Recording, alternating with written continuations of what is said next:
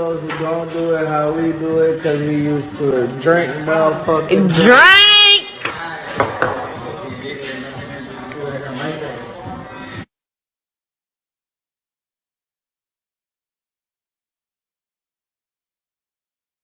One.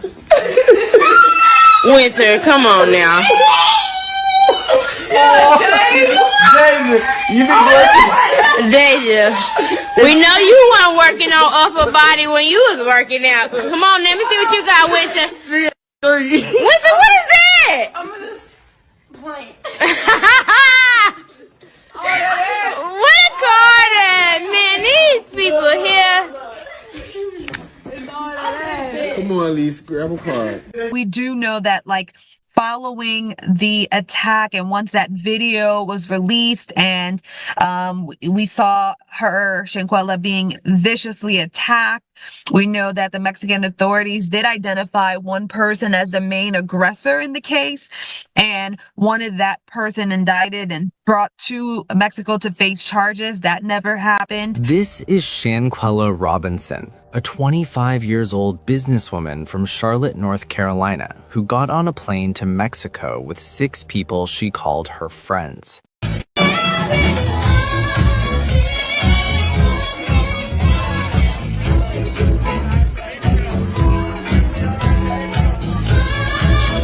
She came back from that trip in a casket, and a video of her being assaulted was trending online.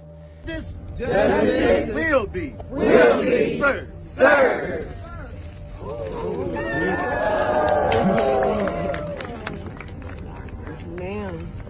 And when her family found out what those 6 people actually did inside that villa, the story they told her mother and the police began to fall apart.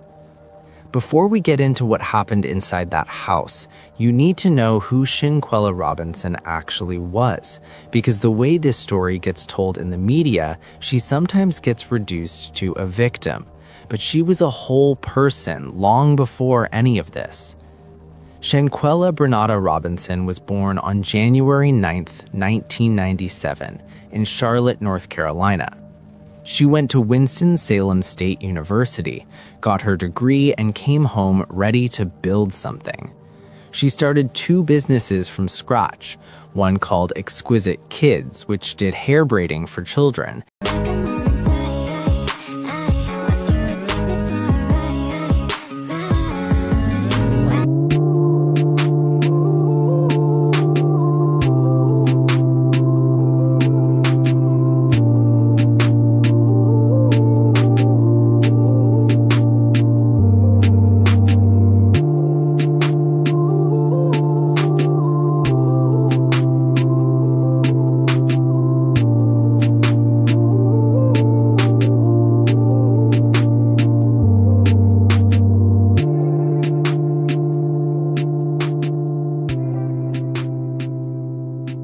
and another called Exquisite Boutique, a women's fashion line.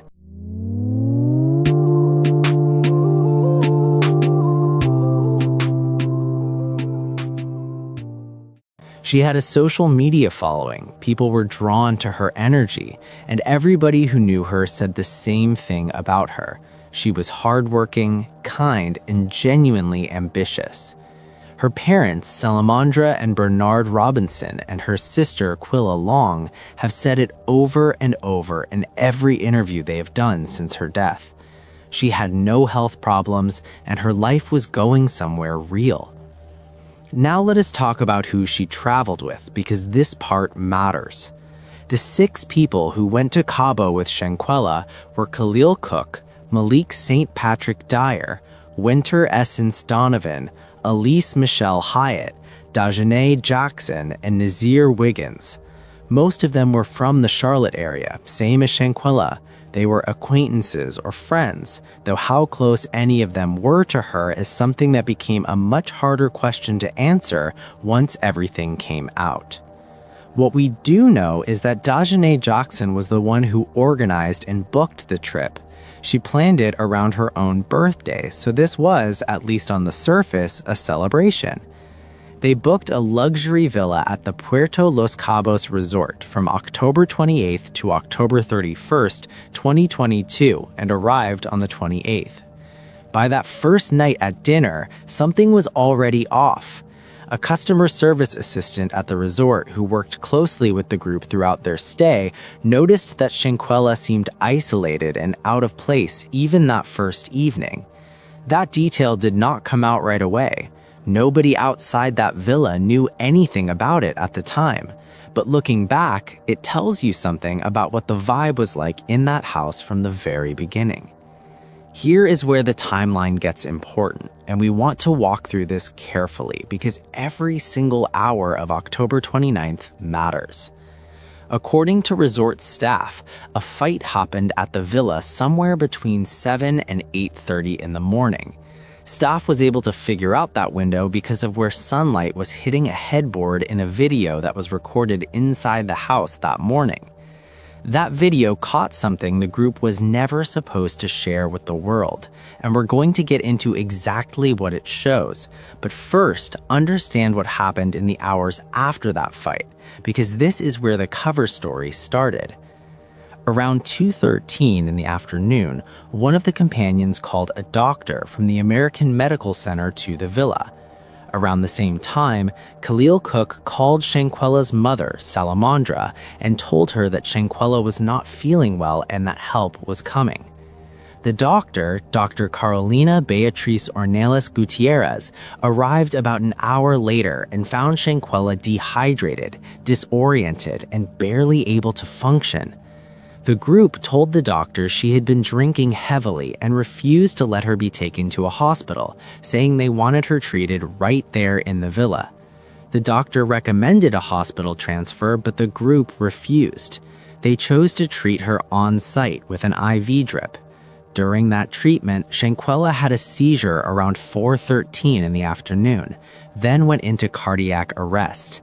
The group called the emergency services, who did not arrive until 4:49.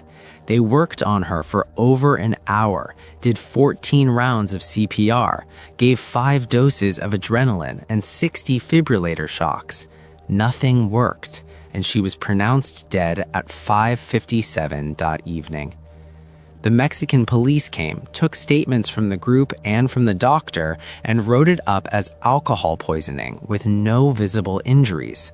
The Cabo Six flew back to the United States, and 3 of them, Donovan, Cook, and Jackson, went to Salamandra Robinson's home, dropped off her daughter's belongings. They looked Salamandra in the eye and told her Shanquella drank too much, and that is what killed her.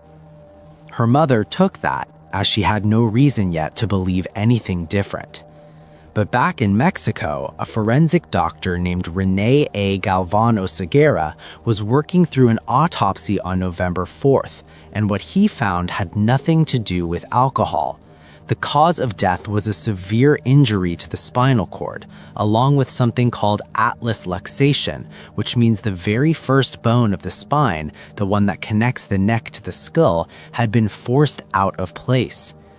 The doctor estimated Shanquella died roughly 15 minutes after that injury happened. He noted bruising on her forehead, bruising on both sides of her hips, a blood pool under her scalp 120 centimeters wide, and damage to the tissue in her neck. The report classified her death as violent, not accidental or alcohol-related. About 2 weeks after Shanquella's death, a short video started circulating online. It found its audience fast, moving through Black social media in particular, and the reason people kept sharing it was because it showed something that could not be unseen and could not be explained away. The video was recorded inside the bedroom of that villa at around 7:30 in the morning on October 29th, which means it was filmed hours before anyone called a doctor. In it, Shanquella is naked and being beaten. The woman attacking her, who was later confirmed to be Dajanay Jackson, is hitting her in the head over and over, grabbing her by the neck, throwing her to the floor, and then continuing to beat her while she's already down. there's a man's voice off camera, believed to be one of the other people in the group, who says to her, "Quilla, can you at least fight back? At least something?" And Shanquella, barely able to hold herself up, says no. That's the last thing she says on that tape. At least 2 other people are present in the room. One of them is the one holding the camera, and not a single person tries to stop it. Shanquella's mother watched the video and confirmed the person being beaten was her daughter, and everything that video showed lined up directly with what the Mexican autopsy had already found: serious trauma to the head, neck, and upper body that was fully consistent with the kind of beating captured in that footage. Once the video was out, the group's stories started changing. FBI documents released later showed that their accounts to investigators were full of holes, including different versions of where Shanquella was when she was found unconscious, with some saying the floor, some saying a bed, some saying a chair. There were also different versions of who even called for help in the first place, with some pointing to a maid, others saying it was the companions themselves, and others saying it was the hotel concierge. Some eventually admitted there had been some kind of fight. One version said Shanquella had been fighting and jumped.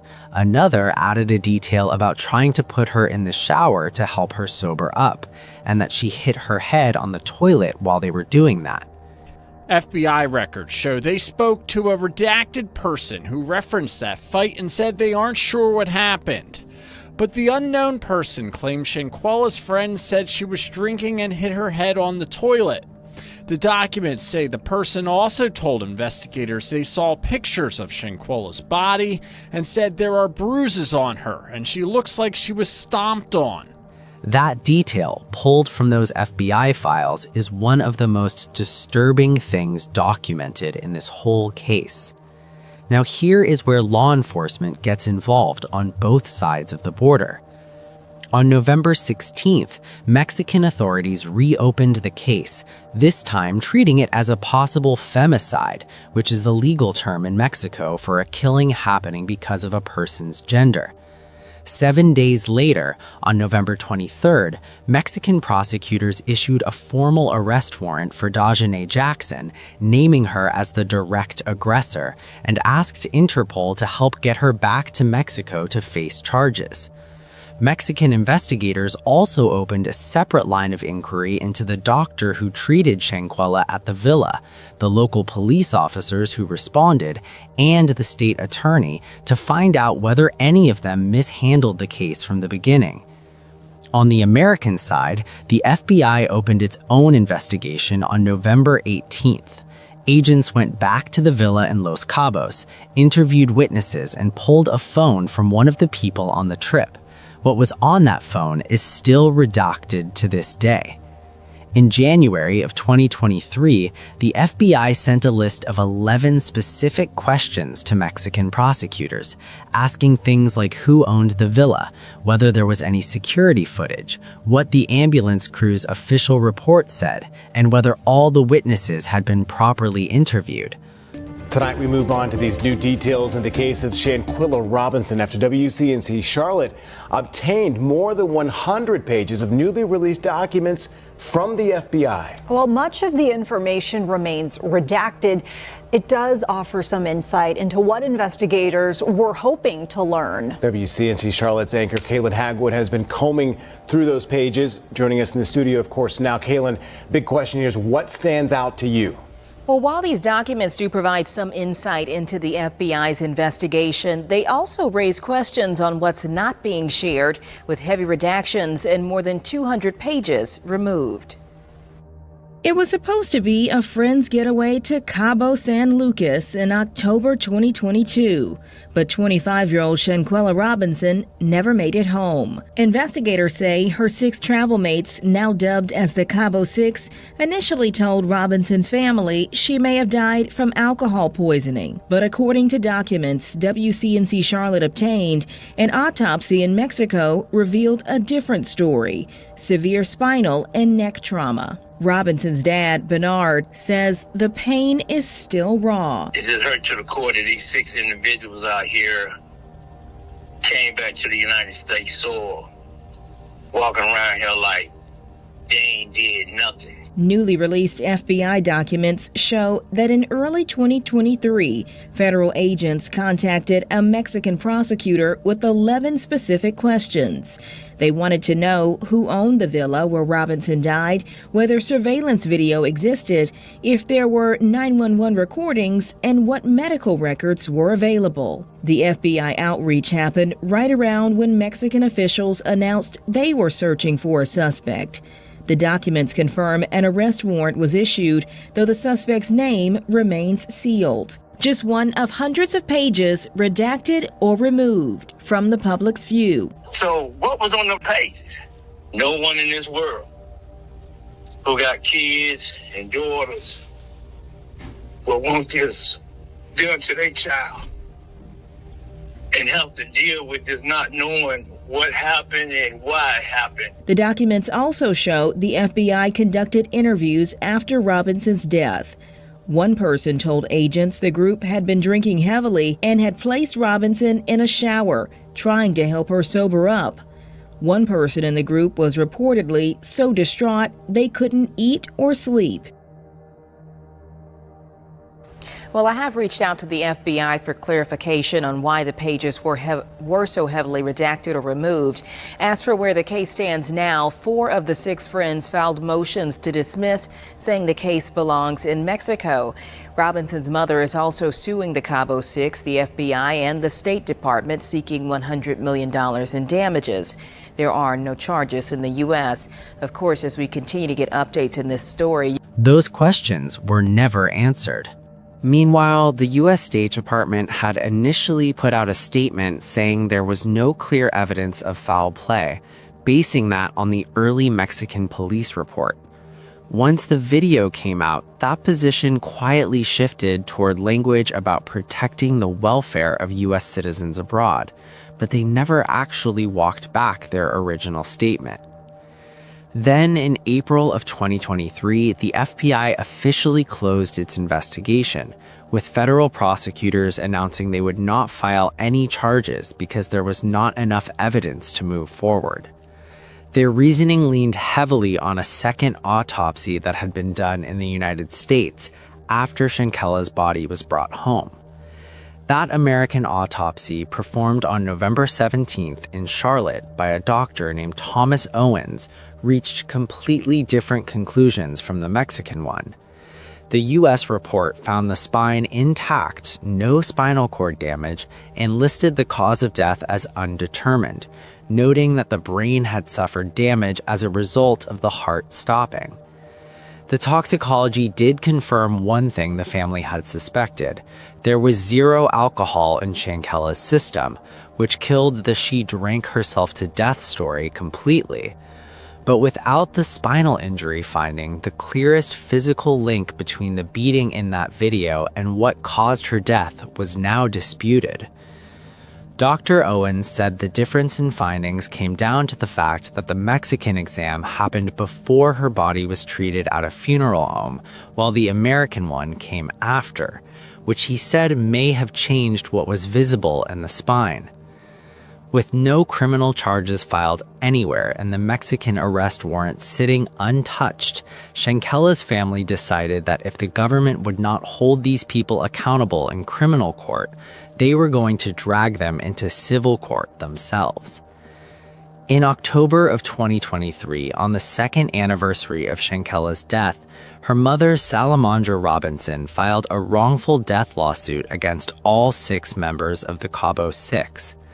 The lawsuit asked for $100 million and listed the claims as wrongful death, physical assault, negligence, conspiracy, and emotional distress. The heart of the case was straightforward. Dijonne Jackson beat Shanquella Robinson while 5 other people stood around, filmed it, and did nothing to stop it. They blocked proper medical help, flew home, and then lied to her mother about what happened. The family also went after the FBI and the U.S. State Department directly in a separate $100 million suit, arguing that both agencies handled the investigation poorly and that their delays made it harder for justice to happen. Now, here is how the 6 people responded to all of this, and each response is worth paying attention to. 4 of them, specifically Elise Hyatt, Winter Donovan, Malik Dyer, and Khalil Cook, all filed motions asking the judge to throw the case out, or at minimum move it to Mexico, arguing that because the incident happened there, a Mexican court was the right place to handle it. Their lawyers said the key witnesses, the doctors, the police, and most of the evidence were all in Mexico. To this now, it has been more than 2.5 years since 25-year-old Shanquella Robinson died while vacationing with friends in Cabo, Mexico, and her family says that they're still fighting for answers. Today, a federal judge heard arguments in a lawsuit Shanquella's mother filed against the FBI, the State Department, and the people who were on the trip. WCNC Charlotte's Jesse Pierre was in the courtroom today, joining us now from Uptown Live. So, Jesse, what's the latest in this case? Well, every side was heard in this case today, and every party named in this lawsuit is asking the judge to dismiss this case. And attorneys for some of Shanquella Robinson's travel companions are asking that if the case be heard, that it be heard in Mexico. United States citizen should not be allowed to go overseas, harm another, or be involved in harm with another United States citizen and come back to the United States and essentially say that they're on base, that they're not going to be held liable, accountable, or responsible. Shanquella Robinson died in Mexico in 2022. At first, friends told her family it was alcohol poisoning, but then a video surfaced showing Shanquella being violently beaten on the trip. Now her mother is suing the FBI, the U.S. Department of State, and the 6 people who were on the trip. Attorneys for the travel mates want the lawsuit thrown out, but argue if it is heard, Mexico is the proper place to handle the case because that's where the incident happened, where the key evidence is, and where 24 other witnesses are, like the medical professionals and the law enforcement who handled the case. But Sue Ann Robinson, who represents Shanquella's estate, strongly disagrees, saying the conspiracy and cover-up into Shanquella's death happened here in the U.S. The convenient forum would be the forum in which all 6 of the individuals who were present in the room when the crime occurred, for them to be heard and give their testimony and have their day in court here. She also raised concerns about a trial in Mexico with a language barrier and navigating the justice system there. The Mexican civil litigation system is completely different. There's no jurors. Attorneys for the travel mates declined to say much outside of the courtroom. We have no comment at this time. No comment. Meanwhile, Shanquella Robinson's father, who was in the courtroom, says he is not giving up. Only thing I can do is stand for Shanquella and talk. Be her mouth, be her voice. The family's lawyer, Sue Ann Robinson, was not having it. Then there is the response from Dijani Jackson herself.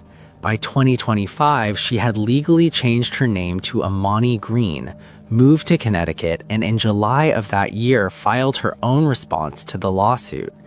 She claimed self-defense, arguing that Shanquella had been acting out because she was drunk, and that Shanquella had provoked the whole confrontation herself.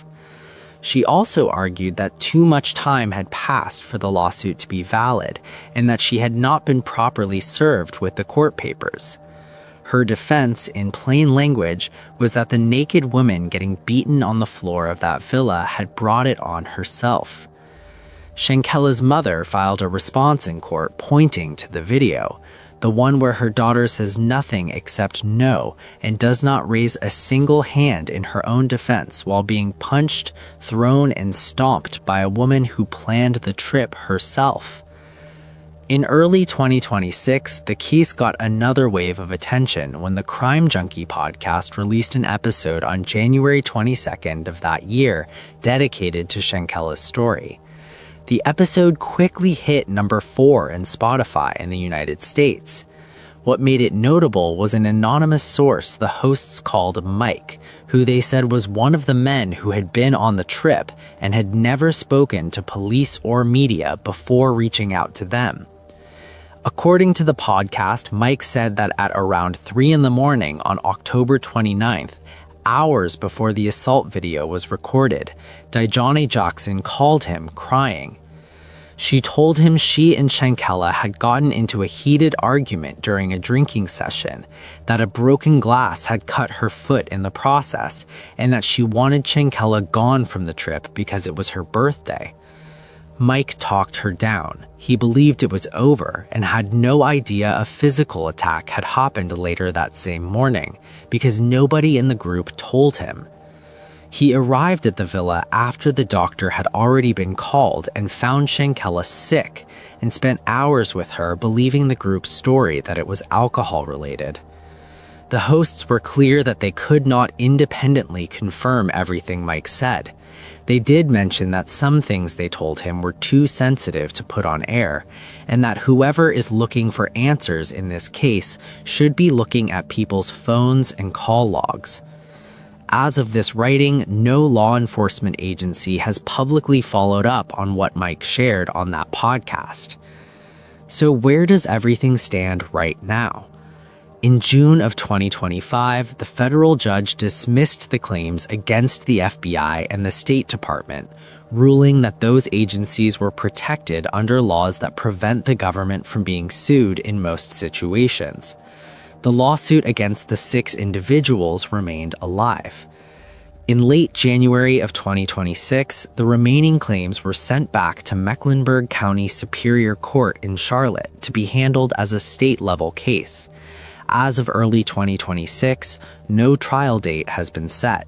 Today marks 3 years since the death of Shanquella Robinson, the Charlotte woman who died while vacationing in Mexico with friends. Yeah, and the questions surrounding her death has sparked both heartbreak and outrage across the country. WCNC Charlotte's Jesse Pierre is in Uptown with how loved ones are remembering Shanquella and the renewed call for justice. A somber tribute marking 3 years since the death of Shanquella Robinson. I want everybody to remember Shanquella as a vibrant 25-year-old entrepreneur. Shanquella traveled to Cabo, Mexico in October of 2022 with 6 friends. She never made it back home. Her travel mates told her family she died of alcohol poisoning, but videos showing Shanquella being attacked on the trip painted a different picture. It's just a clear sign of an innocent young lady who was attacked and her life was taken from her. The whole world saw that. An autopsy done in Mexico revealed Shanquella died with a broken neck and severed spinal cord. Mexican authorities then filed charges on who they named as the direct aggressor in Shanquella's death. But here in the U.S., the FBI did not find sufficient evidence to move forward with the case. This father right here is lost because I don't know why y'all did what y'all did. Shanquella's mother has since filed a $100 million lawsuit against federal agencies. She also filed a wrongful death lawsuit against the 6 who were there, now known as the Cabo 6. In response, they have filed motions asking the judge to dismiss the case. For Shanquella's father, who we spoke with over the phone, he says the anguish is unbearable. She wasn't perfect, but she did not deserve for them 6 individuals to take her life and come back here and lie about it, and nothing not being done about it. He is pleading for federal authorities to take a closer look. But I can be her voice, and that's all I'm asking for is the United States of America to step in and look at this case and make it right. Just make it right to this father. Attorneys Ben Crump and Sue Ann Robinson issued a statement saying it is not only heartbreaking, but unacceptable that 3 years later, no criminal charges have been brought, urging the FBI to release information on the case and bring Shanquella's family the closure they deserve. Several defendants are still trying to get the case dismissed. The Mexican arrest warrant for Amani Green, formerly Dijonne Jackson, is still active but has never been acted on. We don't know how these things are going to go or what direction they're going to take when it comes to the legal side, but the family tells me they continue to stand strong. I also spoke to the father of Shanquella. He was emotional when we spoke. He just kind of talked about he's still trying to wrap his head around all this. Your daughter goes on a trip and she doesn't come back, and all the lies and the twists and turns that he's heard, and now all of these legal avenues that are being taken. It's just a lot, to kind of take in. But at the end of the day, no arrest has been made in this case. Shanquella Robinson deserved better than the trip those people took her on, better than the story they brought back to her mother, and better than the silence that has followed. Her family has not stopped fighting, and until someone is actually held responsible, this story is not over. Do you think any of the perpetrators, especially Dajane, would be arrested anytime soon? Let me know in the comments section.